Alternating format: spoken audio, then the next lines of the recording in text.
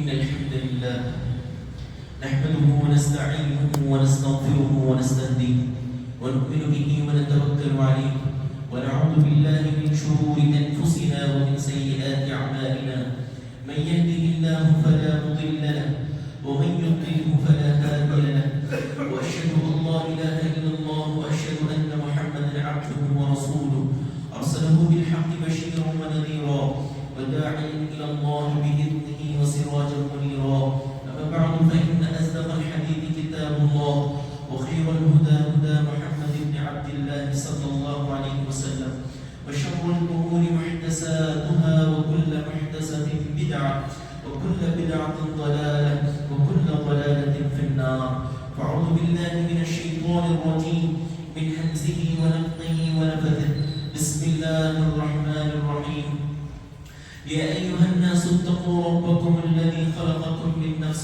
واحدة وخلق منها زوجها وبث منهما رجالا كثيرا ونساء واتقوا الله الذي تساءلون به والأرحام إن الله كان عليكم رقيبا يا أيها الذين آمنوا اتقوا الله حق تقاته ولا تموتن إلا وأنتم مسلمون يا أيها الذين آمنوا اتقوا الله وقولوا قولا سديدا يصلح لكم أعمالكم ويغفر لكم ذنوبكم ومن يطع الله ورسوله فقد فاز فوزا عظيما وقال عز من قائل وأنفقوا مما رزقناكم من قبل أن يأتي أحدكم الموت فيقول رب لولا أخرتني إلى أجل قريب فأصدق وأكون من الصالحين.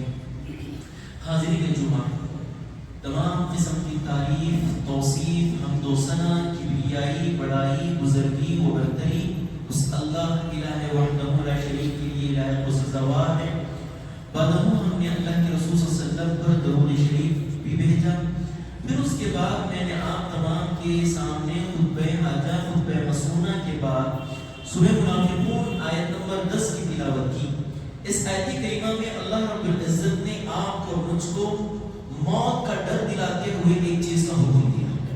موت، یہ ہر انسان اس سے ڈرتا ہے، ہر انسان اس سے خائف ہے، ہر انسان موت سے بھاگنے کی کوشش کرتا ہے، زندگی بچانے کی کوشش کرتا ہے۔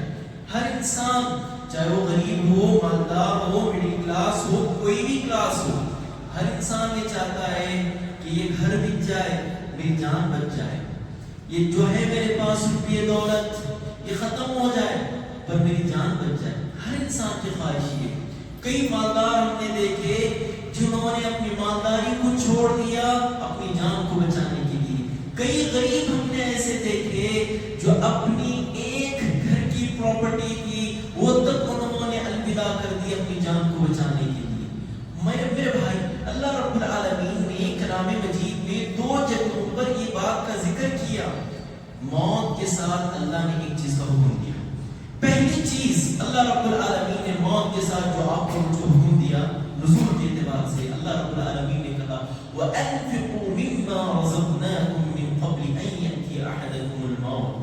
اللہ کے راستے میں خرچ کرو، اللہ کا آرڈر ہے وَأَنفِقُوا مِمَّا رَزَقْنَاكُم، اللہ کے راستے میں خرچ کرو اور ایسا مال خرچ نہ کرو جو تم نے کمایا ہو۔ اللہ نے کہا جو بھی مال تم نے کمایا ہے وہ تمہارے ٹیلنٹ کے بیس پہ نہیں ہے، ہم نے تمہیں دیا ہے تو تم نے کمایا ہے۔ اگر تمہارا کانسیپٹ یہ ہے کہ میں ٹیلنٹڈ ہوں، موسٹ ٹیلنٹڈ ہوں، اس لیے میں نے اس مال کو کمایا ہے، تو اللہ رب العالمین کہتے ہیں تم میں اور قارون میں کوئی فرق نہیں۔ قارون بھی کیا کہتا تھا؟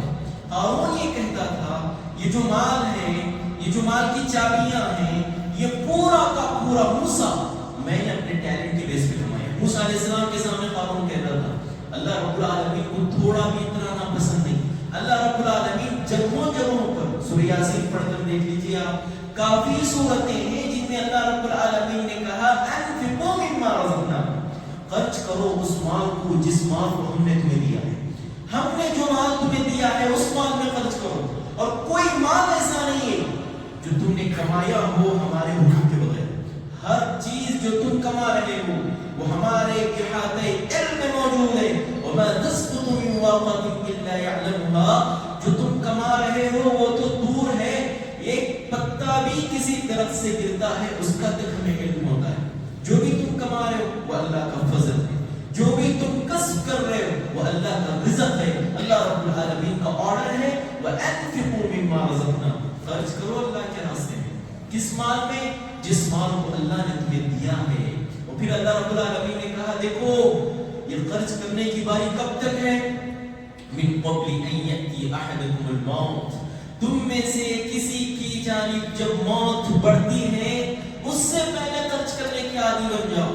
جب موت آگے بڑھ گئی، جب موت کا سکہ پلٹ گیا، جب موت تمہارے سامنے کھڑی ہو گئی، موت کو دیکھنے کے بعد تم جو مرضی چاہے کہہ لو، جو مال تم نے کمایا ہے وہ تمہارا نہیں ہوگا. اللہ نے کہا من قبل ان یأتی احدکم الموت ویقول رب لولا اخرتنی الى اجل قریب. بندہ کیا کہے گا معلوم؟ دیکھو اللہ رب العالمین یہ کہتا ہے کہ موت کے وقت انسان کی سب سے بڑی خواہش کیا ہوگی معلوم؟ اتنی پراپرٹی میں نے رات کی نیند حرام کر کے کمائی، اتنی پراپرٹی میں نے لوگوں کو دھوکہ دھڑی سے کمائی، اتنا سب کما لیا میں، اب میں موت کے قریب ہوں، مر رہا ہوں، مجھے بھی معلوم ہے، لیکن کم سے کم یہ مال اللہ کے راستے میں تو خرچ کر دیا جائے کچھ حصہ. موت کے ٹائم بھی انسان خواہش کرے گا. اللہ کہتا ہے من قبل ان یأتی احدکم الموت فیقول رب لولا اخرتنی الى اجل قریب. اللہ ایک موقع دے دے، اس مال کو میں تیرے راستے میں خرچ کروں. اللہ کیا کہتا ہے؟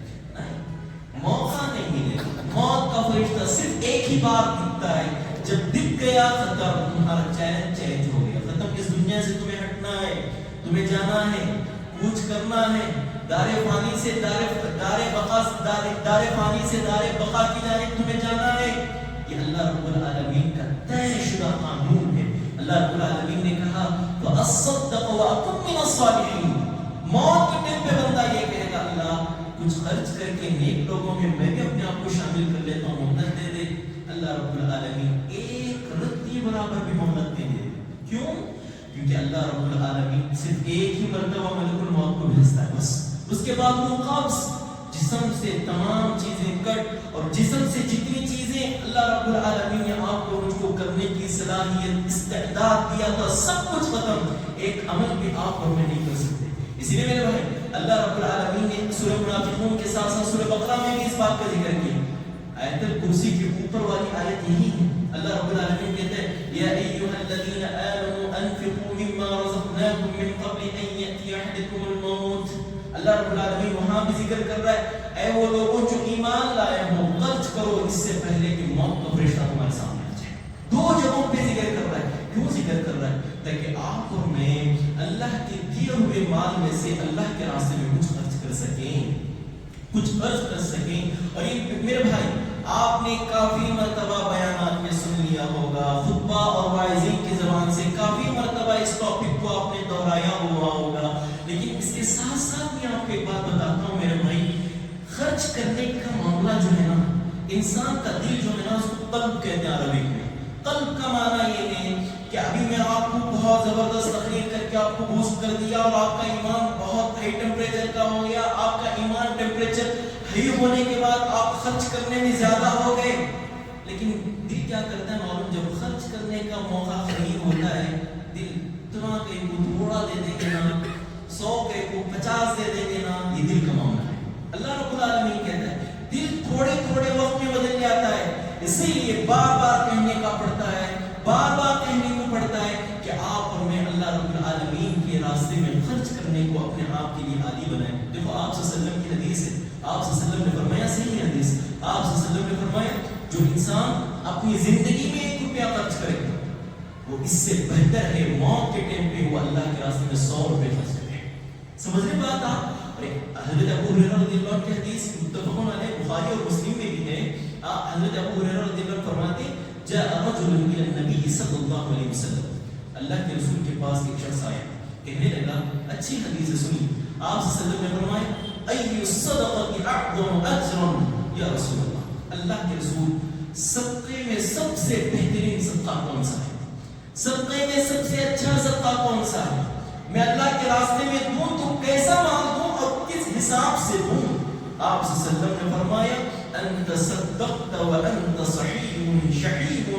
آپ اللہ کے راستے میں مال ایسے خرچ کرو جس حالت میں تمہاری حالت اچھی ہو. کیسے حالت اچھی ہے؟ اللہ کے رسول پھر وضاحت دیتے ہیں، دیکھو تمہاری حالت اچھی ہے اس پوزیشن پہ تم اللہ کے راستے میں خرچ کرو. کیسے؟ تخشى الفقر وتأمن الغنى کہ تمہیں دینے سے یہ خدشہ محسوس ہو کہ کچھ دوں گا تو مال ختم ہو جائے گا، فقیری لاحق ہو جائے گی، ایسا خدشہ ہو تب تم اللہ کے راستے میں مال خرچ کرو. ولا تمهل حتى اذا بلغت الحلقوم قلت لفلان كذا ولفلان كذا. آپ نے فرمایا دیکھو موت کے ٹائم پہ جب جان حلق تک آ کر اٹک جائے یہ غرغرے کی حالت ہوتی ہے. اس حالت کے بعد توبہ بھی قبول نہیں ہوتی ہے. جب انسان جب غرغرے کی حالت میں جانے سے پہلے یہ کہے یہ مال فلاں کو دے دو، یہ مال فلاں مسجد کی زمین میں لکھ دو، اگر انسان یہ کہے گا اللہ کے رسول صلی اللہ علیہ وسلم فرماتے ہیں یہ جتنا بھی کہہ لے یہ مال فلاں کو، یہ مال فلاں کو، اللہ کے رسول کہتے ہیں وقت کان لفلاں، وہ مال دوسروں کا ہو ہی گیا. وہ بولے نہ بولے لوگوں نے اس کے مال کو تقسیم کرنا ہی ہے، کوئی دور نہیں، وہ مرے گا. وہ میں کئی کیسز سے جانتا ہوں ابھی جسم ٹھنڈا نہیں ہوا، ابھی تک کفن پہنایا نہیں گیا، ابھی تک باڈی کو نہلایا نہیں گیا، اس سے پہلے بچے وراثت کو تقسیم کرنے میں لڑ رہے ہیں. کیوں؟ یہ پراپرٹی مجھے چاہیے، وہ مجھے چاہیے، یہ مجھے چاہیے، بچے لڑ رہے ہیں. اسی لیے میرے بھائی اللہ رب العالمین اور آپ صلی اللہ علیہ وسلم اپنے احادیث کریمہ میں کہتے ہیں وقت کان لفلان. دیکھو یہ اس سے تم بولنے سے پہلے دوسروں کا مال ہو گیا، اب تم اس دنیا سے چلے گئے، تمہارا کوٹا کمپلیٹ ہو گیا. اس سے پہلے اللہ تمہیں اپورچونٹیز دیتا ہے، کافی اپورچونٹیز دیتا اللہ رب العالمین. ان اپورچونٹیز کو صحیح طور پر قبول کرو. ایسے نہیں سمجھو کہ مصیبت ہے دیں گے فلاں دیں گے، یہ بڑی اپورچونٹی ہے اللہ رب العالمین جو آپ کو میری زندگی میں دیتا ہے. یہ متفق علیہ روایت ہے جو میں نے آپ کے سامنے پیش کیا. حاضرین عزیز، آپ صلی اللہ علیہ وسلم فرماتے ہیں ہر روز صبح کو 2 فرشتے آسمان سے اترتے ہیں. آپ صلی اللہ علیہ وسلم نے فرمایا ایک فرشتہ کہتا ہے اللہم اعطی منفقا خلفا، اے اللہ جو تیرے راستے میں دے تو اس کو پلٹ کے اور زیادہ عطا فرما. اللہم اعطی منفقا خلفا، اللہ جو تیرے راستے میں دے نا جتنا دے رہا ہے اس سے زیادہ کر کے تو اس کو دے. دوسرا فرشتہ بددعائی کلمہ کہتا ہے اللہم اعطی ممسکا تلفا، اے اللہ جو مال تیرا رہ کر تیری دولت رکھ کر بھی اللہ کے راستے میں تیرے راستے میں خرچ نہ کرے، اللہ اس کی دولت کو تباہ کر دے، برباد کر دے. صحیح حدیث جو میں نے آپ کے سامنے پیش کی. اسی لیے میرے بھائی فرشتوں کی دعا کے مستحق بننا چاہتے ہیں. اللہ نے جو دیا ہے اس میں اللہ کے راستے میں خرچ کرنے کی عادت بنے. اللہ نے جو دیا ہے اللہ کے ہی راستے میں خرچ کرنے کی عادت ڈالیں. اور اللہ رب العالمین نے جو مال دیا ہے وہ اللہ کے راستے میں خرچ کر اللہ کی رضا پانے کی کوشش کریں. اور آپ صلی اللہ علیہ وسلم کی حدیث، آپ صلی اللہ علیہ وسلم نے حدیث قدسی میں بتائی یا ابن آدم، اللہ رب العالمین خود کہتا ہے اے آدم کی اولاد انفق علیک، اللہ کے راستے میں خرچ کر. جو جتنا خرچ کرے گا اللہ تجھ پہ اتنا دے گا، نوازے گا، فضل کرے گا. اللہ کا سب سے بڑا فضل رزق ہے، یہ اللہ رب العالمین تجھے رزق سے نوازے گا. اور ہمارے اسلاف کہتے تھے جو مال تم اللہ کے راستے میں رکھ رہے ہو ایسے سمجھو کہ گروی ہے. وہ کیسے؟ دیکھو دنیا کی کسی بھی دکان میں، کسی بھی کاروبار میں تم کسی بھی جگہ انویسٹ کر کے گروی رکھ کے کسی بھی جگہ رکھو تو کوئی نہ کوئی نقصان کا خدشہ ہوتا ہی ہوتا ہے. لیکن اسلاف کہتے تھے اللہ کے پاس اگر تم کوئی مال رکھ کے دیکھو ولا حرق ولا غرق ولا سرق، نہ وہ مال پانی میں ڈوب سکتا ہے، نہ وہ مال کوئی جلا سکتا ہے، نہ وہ مال چوری ہو سکتا ہے. اتنا سیکیور اینڈ سیف ہے جو اللہ رب العالمین کے راستے میں، اللہ رب العالمین کے راستے میں دیتا ہے. اسی لیے میرے بھائی دینے کے عادی بننا یہ ہر انسان کی بات نہیں ہے. یہ بہت مختصر اور قلیل لوگ ہوتے ہیں جو اللہ رب العالمین کے راستے میں دینے کے لیے اپنے آپ کو آگے بڑھاتے ہیں. اور آپ صلی اللہ علیہ وسلم کی حدیث، آپ صلی اللہ علیہ وسلم نے فرمایا جو صدقہ ہے وہ اللہ رب العالمین کے غصے کو ٹھنڈا کرتا ہے اور بری موت سے بچاتا ہے. بری موت سے بچاتا ہے. ایکسیڈنٹ کی موت نہیں مرتا یہ انسان انشاءاللہ عزیز، اللہ نے چاہا تو. آپ صلی اللہ علیہ وسلم کی حدیث، آپ صلی اللہ علیہ وسلم نے فرمایا الصدقۃ تطفئ غضب الرب، صدقہ اللہ رب العالمین کے غصے کو ٹھنڈا کرتا ہے. اللہ بھی غصہ کرتا ہے، اللہ بھی بہت زیادہ غصہ کرتا ہے. اللہ کے غصے کو ٹھنڈا کرنے کی اگر کوئی چیز ہے وہ صدقہ ہے. اور پھر کہا وغضب الرب تطفئ عمیتۃ السوء، آپ صلی اللہ علیہ وسلم نے فرمایا اور غصے کو ٹھنڈا کرنے کے ساتھ ساتھ انسان کو بری موت سے بچانے کی ایک سب سے اہم بات یہ ہے کہ کہ انسان اللہ کے راستے میں خرچ کرے. اور آپ صلی اللہ علیہ وسلم کی اور ایک حدیث، آپ صلی اللہ علیہ وسلم نے فرمایا دو خصلتیں مومن کے اندر ایک ساتھ جمع نہیں ہو سکتی.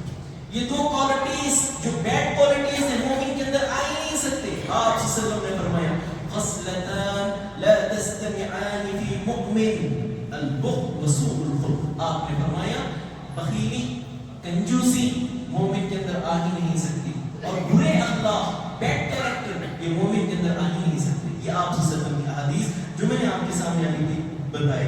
اور آپ صلی اللہ علیہ وسلم کا کیا حال تھا؟ آپ صلی اللہ علیہ وسلم کا کیا حال تھا؟ اللہ کے راستے میں خرچ کرنے کا معاملہ لے لیجیے. اللہ کے راستے میں، اللہ رب العالمین کے راستے میں خود اللہ کے رسول دینے کا، حالانکہ اللہ کے رسول صلی اللہ علیہ وسلم کو اللہ نے اتنا نہیں نوازا تھا. بہت غریب تھے اللہ کے رسول، بہت غریب تھے اللہ کے رسول. اللہ کے رسول کے پاس صرف 2 ہی کپڑے تھے، بہت غریب تھے. پھر بھی اللہ کے رسول صلی اللہ علیہ وسلم کی احادیث پڑھ کے دیکھیں، آپ صلی اللہ علیہ وسلم فرماتے ہیں لو کان لی مثل احد ذهبا، اگر اللہ مجھے اتنا مالدار بنا دے، یہ بہت پہاڑ برابر اللہ مجھے سونا دے دے، 3 راتیں ایسی نہیں گزریں گی یہ سونا میں اللہ کے راستے میں فری آف کاسٹ ڈسٹریبیوٹ کروں گا. یہ اللہ کے رسول کی سخاوت. اور اللہ کے رسول صلی اللہ علیہ وسلم کو جب ایسے اپورچونٹیز ملتے تھے بہترین انداز سے اللہ کے رسول نبھاتے تھے. کبھی کبھی خاص مواقع ایسے ملتے تھے اللہ کے رسول کی زندگی میں بھی. چند صحابہ آ گئے، اللہ کے رسول کو گفٹ دے دی، اللہ کے رسول وہیں وہ گفٹس بانٹ دیے. کوئی دنیا کی چاہ نہیں تھی، مقصد نہیں تھی. اور اس کا مطلب یہ نہیں کہ انسان پورا خرچ کر کے کنگال ہو کے بیٹھ جائے. اتنا دے جتنا اس کی پراپرٹی میں دینے سے کوئی نقصان نہیں ہو سکتا، پھر ریکور کر سکتا ہے وہ انسان. اتنا دے، لیکن اتنا بھی کنجوس نہ بنے کہ انسان اس مال پہ سام بن کے بیٹھ جائے. خود اللہ رب العالمین کہتا ہے یوم یحمى علینا فی نار جہنم فتقوی بها جباہهم وجنوبهم وظہورهم هذا ما کنزتم لانفسکم فذوقوا العذاب بما کنتم تکنزون. اللہ رب العالمین اس آیت کریمہ میں کہتا ہے جب جہنمیوں کو جہنم میں عذاب کے شوروں سے اور بالکل زبردست انداز سے داغا جائے گا، اس ٹائم پہ جہنمیوں کو بول بول کے داغا جائے گا هذا ما کنزتم لانفسکم، یہ وہ مال ہے جس مال کو تم کمایا کرتے تھے، تمہارا کسب کیا ہوا مال ہے، یہ تمہاری ارننگ نہیں ہے، جو تم بچا بچا کے رکھتے تھے. بار بار الماری اور تجوری کھول کھول کے دیکھا کرتے تھے کہ مال ہے کہ نہیں ہے. تو یہ وہ مال ہے جو آج تمہیں ڈھس رہا ہے، آج تمہیں تاپ رہا ہے، آج تمہیں جہنم کے شعلے بن کر تمہیں بہکا رہا ہے. میرے بھائی اللہ رب العالمین نے قرآن مجید میں کہہ دیا ہے. اسی لیے میرے بھائی آپ اور میں اللہ کے راستے میں اتنا ضرور دیں جتنا آپ کی کیپیسٹی ہے اتنا دیں. آپ کی کیپیسٹی سے زیادہ اللہ ہی نہیں مانگ رہا ہے بھائی. اللہ جتنا مانگ رہا ہے وہ آپ کی کیپیسٹی کے اندر، آپ کی کیپیسٹی سے زیادہ. وہ صحابہ تھے جو اپنا گھر پورا پاک کر کے جھاڑو مار کے لا کے اللہ کے رسول کی خدمت میں رکھ دیے تھے. ہمارا ایمان اپنی کوالٹی کا نہیں ہے، پھر بھی اللہ رب العالمین آپ کو اور مجھ کو یہ کہہ رہا ہے کہ اللہ کے راستے میں دو، اتنا دو جو اپنی کیپیسٹی سے زیادہ نہ ہو. اسی لیے میرے بھائی اور آپ صلی اللہ علیہ وسلم کی حدیث آپ کو میں بتا دوں، آپ صلی اللہ علیہ وسلم نے فرمایا گن گن کرنا دیں، گن گن کرنا دیں. ہمارے اسلاف میں سے شیخ الاسلام امام ابن تیمیہ رحمۃ اللہ علیہ جمعہ کے دن نکلتے، ان کے شاگرد ابن القیم رحمۃ اللہ علیہ کہتے میرے استاد جب جمعہ کے دن مسجد کو نکلتے میں دیکھتا میرے استاد اپنے ہاتھوں میں کپڑا لیے ہوئے، کپڑے لوگوں کے پہننے کے کپڑے لیے ہوئے، کھانے کے چند روٹیاں لیے ہوئے، چند پیسے لیے ہوئے، جتنی کیپیسٹی تھی اتنے سارے چیزیں لیے ہوئے، گھر سے چلتے ہوئے پیدل نکلتے مسجد آنے تک جتنے غریب مسکین بے یار و مددگار دن کے سب کو دے کر آتے.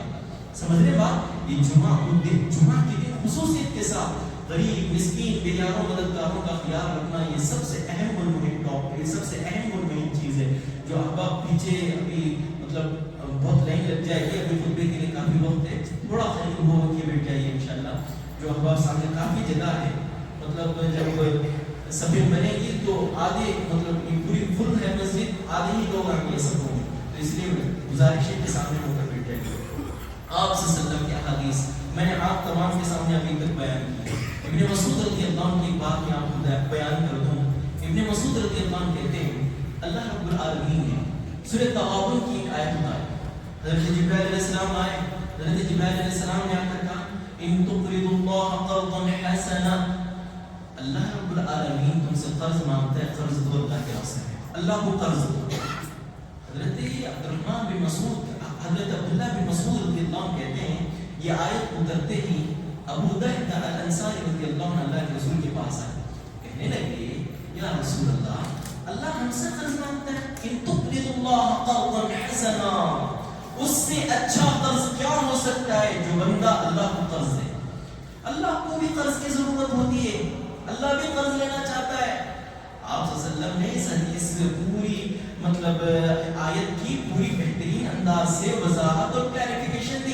اور پھر ابو دحدہ الانصاری رضی اللہ عنہ نے کہا اللہ کے رسول میرے پاس ایک باغ ہے، ایک باغ ہے جس باغ کے اندر 600 درخت ہیں اللہ کے رسول، 600 درخت، کبھی 10 درخت دیکھو آپ، مطلب یہ مسجد جتنی زمین ہے نا 10-15 درخت اس میں بھر جائیں گے، 600 درخت۔ اللہ اکبر میرے بھائی، حضرت ابو دحدہ الانصاری رضی اللہ عنہ کہتے ہیں اللہ کے رسول میں وہ اللہ کے راستے میں دینا چاہتا ہوں۔ اللہ کے رسول کہتے ہیں سوچ لو ابو دحدہ، معمولی چیز نہیں دے رہے ہو تم، بہت بڑی چیز دے رہے ہو تم، چھوٹی چیز نہیں ہے، بڑی چیز ہے، سوچ لو ایک بار۔ اللہ کے رسول سوچنے کی بات کیا ہے، جب اللہ مجھ سے قرض کریڈٹ مانگ رہا ہے تو میں سمجھتا ہوں اللہ بہت اچھے انداز سے مجھے ریٹرن کرے گا، بہت اچھے انداز سے ریٹرن کرے گا، اور میری جتنی جائیداد ہے اور میری جتنی سمپتی ہے ان تمام سمپتی میں سب سے بیسٹ اور سب سے اچھی سمپتی یہی باغ ہے اللہ کے رسول، میں دینا چاہتا ہوں اللہ کے راستے میں، کوئی دوسری سوچ ہے ہی نہیں میرے پاس، پہلی سوچ ہے۔ تو حضرت ابو دحدہ الانصاری رضی اللہ عنہ کے اس اوور کانفیڈنس کو دیکھ کے اللہ کے رسول نے کہا چلو جاؤ دے دو۔ ابو دحدہ الانصاری اپنی فیملی کو کوئی مطلب خبر ہی نہیں تھی، گئے باغ کو، گئے ان کی بیوی ان کے بچوں کے ساتھ، اور وہ ایسا باغ تھا، وہ باغ کی خود اس حدیث میں پوری شناخت ہے، وہ باغ کے جو کھجور تھے پورے مکے میں اور مدینے میں معلوم تھا کہ وہ باغ بڑے مطلب بہت خوشنما پتے تھے، میٹھے کھجور دیتے، اور اس باغ کے اندر ایک نہر بھی تھی، بہت خال خال ہوتا تھا یہ باغ کے اندر نہر بھی ہو، پانی کا ایک چشمہ بھی ہو، وہ ان کے باغ میں تھا۔ جاتے ہیں اپنے باغ کے پاس، ان کی بیوی ان کے بچوں کو کھجور کھلا لیتے ہوئے بیٹھتی ہے، ایسے ہی آرام سے بیٹھتی ہے۔ ابو دحدہ الانصاری رضی اللہ عنہ بالکل اس باغ کے اندر بھی انٹر نہیں ہوتے، دروازے کے پاس کھڑے کے کہتے ہیں ام دحدہ نکل جاؤ اپنے بچوں کو لے کر، یہ باغ اللہ کا ہے، میں اللہ کے راستے میں دے دیا۔ اللہ اکبر، ام دحدہ جو ابو دحدہ کی بیوی تھی، وہ اپنے بچوں کو سمیٹ کر، بچے کھجور کھا رہے تھے وہ تک نیچے ڈال کر باغ سے باہر نکل جاتے یہ صحابہ۔ اور جب اللہ کے رسول صلی اللہ علیہ وسلم کی یہ پوری حالت کی خبر اللہ کے رسول کو پہنچی، آپ صلی اللہ علیہ وسلم نے بہت بہترین جملہ کہا، آپ صلی اللہ علیہ وسلم نے فرمایا کم من نقیر متن مملوء فی الجنہ لابی دحدہ، ایسے کتنے باغ ہیں جو ابو دحدہ کا جنت میں انتظار کر رہے ہیں، ایسے کتنے باغ ہیں جو ابو دحدہ کے لیے جنت میں منتظر ہیں۔ میرے بھائی ایسا لگتا ہے انسان کو کہ کچھ دو اللہ کے راستے میں ختم ہو جائے گا، لیکن ایسا نہیں ہوگا میرے بھائی، ایسا نہیں ہوگا۔ اللہ کے راستے میں دینے والا انسان کبھی بھی عاجز نہیں آئے گا، دوسروں کی یاد رکھو، بڑے بڑے مالدار عاجز آ جاتے ہیں، لیکن اللہ کے راستے میں دینے والا عاجز نہیں آئے گا، کسی کے سامنے اپنے ہاتھوں کو نہیں پھیلائے گا۔ کیوں؟ کیونکہ وہ اللہ کے راستے میں دینے والا بن گیا، اللہ اس کو پوری زندگی دینے والا بنا کے رکھے گا۔ جو لوگوں سے لینے والا چوسنے والا بن گیا، پوری زندگی اللہ رب العالمین سے چوسنے پہ مجبور کرے۔ اسی لیے میرے بھائی یاد رکھو، اللہ کے راستے میں دینے کی عادت، میں یہ نہیں کہتا کہ آپ جتنا ہے سب کچھ لٹا دو اللہ کے راستے میں، نہیں کہ پیسے کی کے برابر۔ دیکھو واقعہ بتاتا ہوں، حضرت عمر بن خطاب رضی اللہ عنہ، دو واقعات میں بتاتا ہوں۔ حضرت عمر بن خطاب رضی اللہ عنہ کی کچھ مختصر سی پراپرٹی تھی، اس میں سب سے اچھی پراپرٹی خیبر کی زمین تھی، بہت زبردست زمین تھی۔ خیبر جو تھا وہ بہت بہترین وہاں کی زمین، ایگریکلچر کے حساب سے بہت بہترین زمین تھی وہاں کی۔ حضرت عمر بن خطاب رضی اللہ عنہ کی بہت اچھی پراپرٹی تھی۔ آپ صلی اللہ علیہ وسلم پر جب یہ آیتیں اتری، حضرت عمر بن خطاب اللہ کے رسول کے پاس آتے ہیں، کہتے ہیں اللہ کے رسول میں خیبر کی زمین اللہ کے راستے میں دینا چاہتا ہوں۔ آپ صلی اللہ علیہ وسلم کہتے ہیں خیبر کی زمین بہت بڑی متاع ہے، ایمان سوچ لو، بہت بہترین چیز ہے، یہ کچھ رکھ لو اپنی فیملی کے لیے، پورا مت دو۔ حضرت عمر بن خطاب رضی اللہ عنہ اللہ کے رسول کے سجیشن کو قبول کر کے، مشورہ کو قبول کر کے اس زمین میں سے کچھ حصہ اللہ کے راستے میں دے کے کچھ حصہ اپنی فیملی کے لیے رکھ لیتے ہیں. سمجھ رہے بات آپ؟ پورا لوٹا کے کنگال ہو جانا یہ اچھی بات نہیں ہے. اللہ رب العالمین سورہ اسلام میں کہتا ہے کہ تم اپنے ہاتھ اتنے بھی مت کھول دو کہ تم خود غریب ہو جاؤ، اور اپنے ہاتھوں کو اتنا بھی مت سکیڑ دو کہ تمہارا نام کنجوس میں شمار ہو جائے، تمہارا نام کنجوس میں لکھا جائے.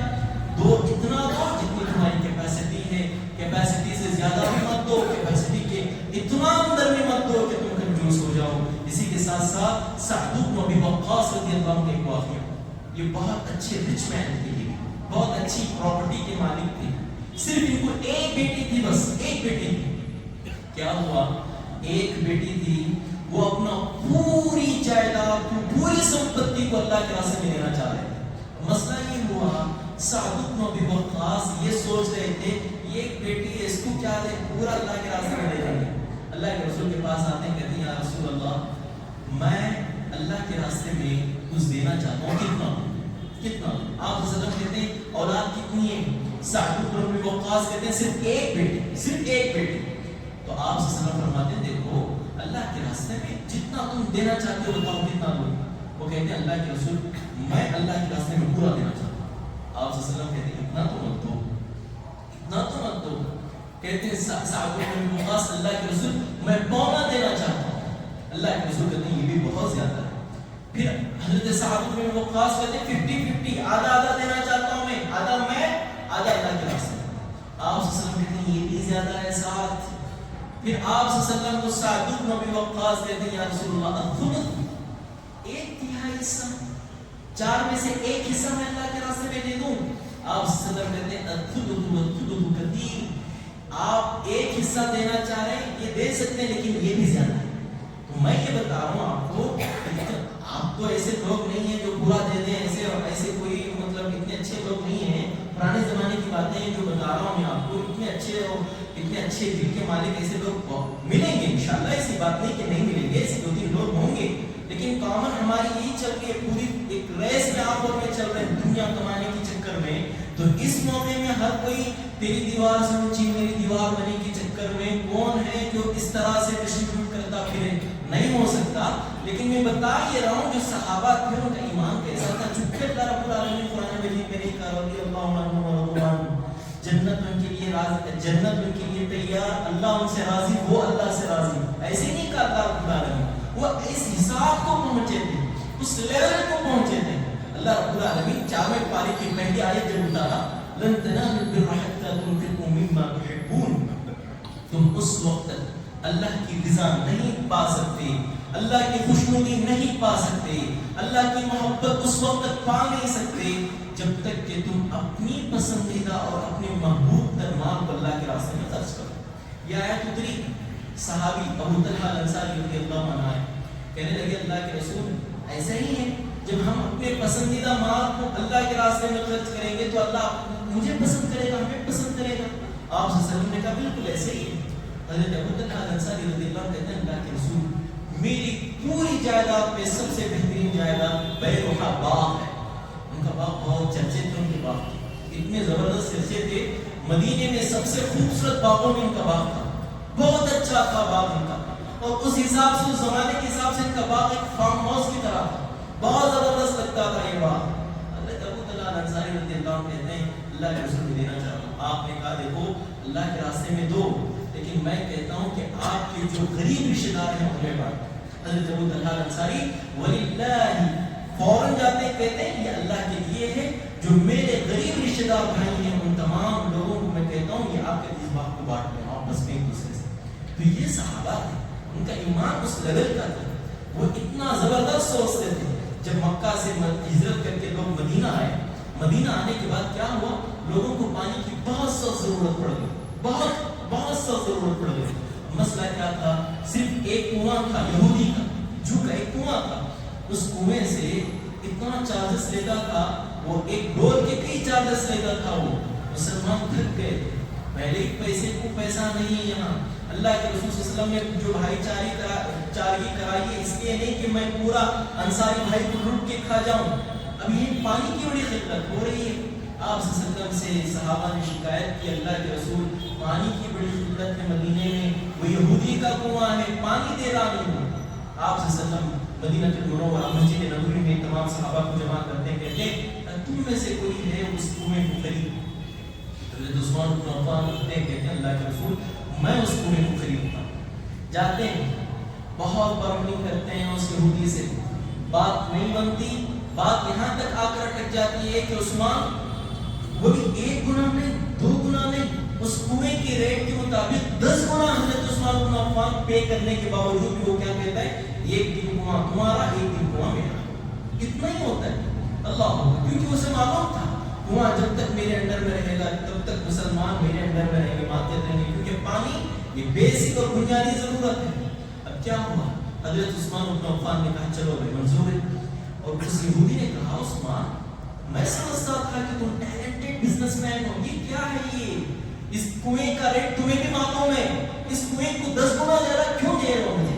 حضرت عثمان بن عفان نے کہا 100 گنا بھی پوچھ دیتا نا میں تجھے دے دیتا پیسے، کیونکہ اس سے بڑی چیز میں اللہ سے ڈیل کر رہا ہوں، میں اللہ کو قرض دے رہا ہوں، میں کسی کو کسی کے پانی پلانے کے سلسلے میں میں آپ کو ایک بات بتا دوں، ہمارے اسلاف کہتے تھے دیکھو اللہ رب العالمین نے اس زانیہ اور اس فاجرہ عورت کو کتے کو پانی پلانے سے اللہ نے اس کو بخش دیا کہ اللہ آپ کو مجھ کو انسانوں کو پانی پلانے سے نہیں بخشے گا کیا؟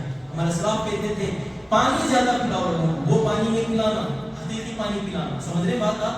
حقیقی پانی پلانے سے اللہ رب العالمین آپ کے میرے گناہوں کو معاف کرتا ہے۔ یہ ہمارا اسلاف اکثر اس بات پہ عمل کیا کرتے تھے۔ اسی لیے میرے بھائی حضرت عثمان بن عفان کنواں وقف کر دیا اللہ کے راستے میں۔ اتنے دن گزر گئے اس کنویں میں صرف جب حضرت عثمان بن عفان کی باری ہوتی تب لوگ آ کے پانی پینے کے چلے جاتے، یہودی کے بارے میں لوگ آ کے پانی نہیں پیتے تھے۔ پھر اس یہودی حضرت عثمان بن عفان کو بلاتا ہے، کہتے ہیں کہ عثمان اور کچھ پیسے دے دو اور یہ کنواں رکھو۔ حضرت عثمان بن عفان اور کچھ پیسے پے کر کے اس کنویں کو اللہ کے راستے میں وقف کر دیتے ہیں۔ آج بھی وہ کنواں ہے، آج بھی اس کنویں کے ارد گرد کھجور کا درخت ہے، کھجور کا باغ ہے۔ آج بھی حضرت عثمان بن عفان رضی اللہ عنہ کی مکہ المکرمہ میں ان کا اکاؤنٹ کھلا ہوا ہے۔ آج بھی حضرت عثمان بن عفان رضی اللہ عنہ کے اس باغ کے جو وقف کیے ہوئے باغ ہیں اس سے جو ارننگ ہوتی ہے اس سے کئی حجاج کئی معتبر حضرات کھانا کھاتے ہیں، کھجور کھاتے ہیں، کتنے ساری چیزیں آج بھی کرتے ہیں۔ اسی لیے میں کہتا ہوں نا یاد رکھو میرے بھائی صدقہ خیرات آپ آج کے لیے دے رہے ہیں لیکن آپ اس نیت سے دو یہ صدیوں تک چلے۔ دیکھو حضرت عثمان بن عفان رضی اللہ عنہ کیا نیت تھی ان کی، کیا خلوص تھا ان کے دل میں، 1450 سال تک بھی آج بھی ان کے اکاؤنٹ کھلا ہوا ہے۔ وہ سوچے کہ اکاؤنٹ بھی بنے گا، نہیں سوچے تھے، اکاؤنٹ بنا، اکاؤنٹ کھلا ہے، آج بھی پیسے۔ اور ایک نیوز کے مطابق الجزائر ایک نیوز کے مطابق آج بھی حضرت عثمان بن عفان رضی اللہ عنہ کے اس آمدنی سے 50,000 یتیم بچوں کی کفالت ہو گئی۔ اللہ اکبر، یہ ہوتی ہے کفالت کی، یہ ہوتی۔ اور آج بھی مکہ المکرمہ کے سامنے ایک ہوٹل بن رہی ہے جس کا نام فندق عثمان بن عفان رضی اللہ عنہ، ہوٹل حضرت عثمان بن عفان رضی اللہ عنہ کے نام سے موسوم ایک ہوٹل بن رہی ہے۔ کیوں یہ سب ہوا ہے؟ یہ سب حضرت عثمان بن عفان رضی اللہ عنہ کو آج تک دنیا کیوں یاد رکھ رہی ہے؟ کیونکہ ان کے محاسن اور ان کی سب سے بڑی خاصیت یہ تھی کہ وہ اللہ کے راستے میں دے رہے تھے، ان کا دینا ہی ایک سبب بنا۔ اللہ کے رسول نے منبر پہ کھڑ کے 11 مرتبہ کہا عثمان فی الجنہ، عثمان فی الجنہ، عثمان فی الجنہ۔ میرے بھائی اللہ کے راستے میں دینے کے عادی بنے، جتنی کیپیسٹی ہے اتنا تو دینے کی اللہ رب العالمین کے راستے میں عادی بنے۔ آپ سے صلی اللہ علیہ وسلم نے فرمایا جب انسان مر جاتا ہے 3 چیزیں اس کی خبر تک جاتی ہیں، اس کے اعمال چاہے بد ہو چاہے نیک اعمال جاتے ہیں، اور پھر کہا اس کی اولاد جاتی ہے، اور پھر کہا اس کا مال جاتا ہے۔ 3 چیزیں جاتی ہیں، مال، اولاد، عمل، 3 چیزیں۔ آپ سے ہم نے فرمایا کہ جانا مال بھی لوٹ جاتا ہے، اولاد بھی لوٹ جاتا ہے، اولاد بھی لوٹ جاتی ہے۔ اولاد کتنے دن تک غم بنائے گی، 3-4 دن، 1 مہینہ، 1 سال، پھر بھول جاتی ہے اولاد، ہاں بھائی ہمیں بھی مرنا ہے، ہمیں بھی تیاری کرنا ہے، ختم۔ سمجھ رہے بات آپ؟ اسی لیے میرے بھائی آپ کو اور مجھ کو چاہیے کہ آپ اور میں اپنے اعمال کی فکر کریں۔ کل روز قیامت کی حالت میں بتاؤں، اللہ رب العالمین سورہ عبس میں ذکر کرتے ہیں کہ دیکھو لِكُلِّ امْرِئٍ مِّنْهُمْ يَوْمَئِذٍ شَأْنٌ يُغْنِيهِ، وہاں حالت یہ ہوگی کہ بھائی بھائی تو چھوڑو، ماں باپ ایک دوسرے کے نہیں ہوں گے، ماں باپ بچے ایک دوسرے کے نہیں ہوں گے. ہر کوئی یہ کہے گا اللہ وفصیلتہ التی تؤوی ومن فی الارض جميعا ثم ینجی، یہ میرے ابا ہیں، یہ میری امی ہے، یہ میرا پورا خاندان ہے، سب کچھ جہنم میں ڈالتے مجھے جنت میں ڈالتے. انسان سورہ معارج کی آیت ہے ثم ینجی، اللہ مجھے بچا لے، سب کو جہنم میں ڈال دے. اتنا سیلفش ہو جائے انسان. اسی لیے میرے بھائی آپ کو مجھ کو چاہیے کہ وہ دن فیس کرنے سے پہلے، وہ دن کوئی کسی کا نہیں ہوگا، اسی لیے آج آپ اپنی جو نیکیاں وہ تیار کریں. بچوں کی وراثت میں ہرگز آپ ڈنڈی نہ ماریں، میں اتنا دے دوں گا بچے مطلب کچھ نہیں ملے ان کو، ایسا نہیں ہے. بچوں کو بھی کچھ رہے ایسا چھوڑیں، اور اپنے آپ میں آپ اتنی تیاری کر کے جائیے آپ کہ اللہ رب العالمین کو آپ راضی رکھیں، خوش رکھیں. شاید ایک شعر کے ساتھ میں بات ختم کرتا ہوں. کیا کہتے ہیں؟ اگر لاکھ برس جیے تو پھر مرنا ہے، اگر لاکھ برس جیے تو پھر مرنا ہے، پیمانہ عمر ایک دن بھرنا ہے. ہاں دو شے آخرت مہیا کر لے، غافل تجھے دنیا سے سفر کرنا ہے. کیا کیا دنیا سے صاحب مال گئے، کیا کیا دنیا سے صاحب مال گئے، دولت نہ گئی نہ ساتھ اطفال گئے، پہنچا کے قبر تلک آئے احباب، ساتھ اگر گئے تو اعمال گئے. اعمال کو تیار کیجیے. اللہ رب العالمین آپ کو مجھ کو مرنے سے پہلے اللہ کو خوش کرنے کی توفیق عنایت بخشے. اللہ کو خوش کرنے کا سب سے بہترین ذریعہ اللہ کے راستے میں دینا ہے. اللہ کے راستے میں آپ کو مجھ کو دینے کی اللہ توفیق عنایت بخشے. اللہم آمین. میں اس خطبے کے آخر میں الحمدللہ یہ تو ڈکلیئر ہو گیا ہے کہ فلسطین مسلمان بھائیوں کو الحمدللہ ایک ظلم سے نجات ملی. ہم یہ دعا کرتے ہیں فلسطین کی تاریخ پڑھیے، یہ آپ کا ظلم نہیں ہے. فلسطین کی تاریخ پڑھ کے آپ یہ سمجھیں گے یہ صدیوں نہیں ہزار سال پرانا ظلم جو فلسطین کے باشندوں کو سہنا پڑ رہا ہے. ہم اللہ سے یہی دعا کرتے ہیں اللہ آنے والے حالات بھی ان مسلمانوں کے لیے بہتر سے بہتر بنائے. اللہم آمین. اللہم اعز الاسلام والمسلمین واذل الشرک والمشرکین ودمر اعداء الدین واحمی حوضة المسلمین. اللہم انصر اخواننا في فلسطین خاصة في غزة. اللہم آمین. وصلی اللہ علی خیر خلقہ محمد وعلى آلہ وصحبہ اجمعین. والسلام علیکم ورحمۃ اللہ وبرکاتہ.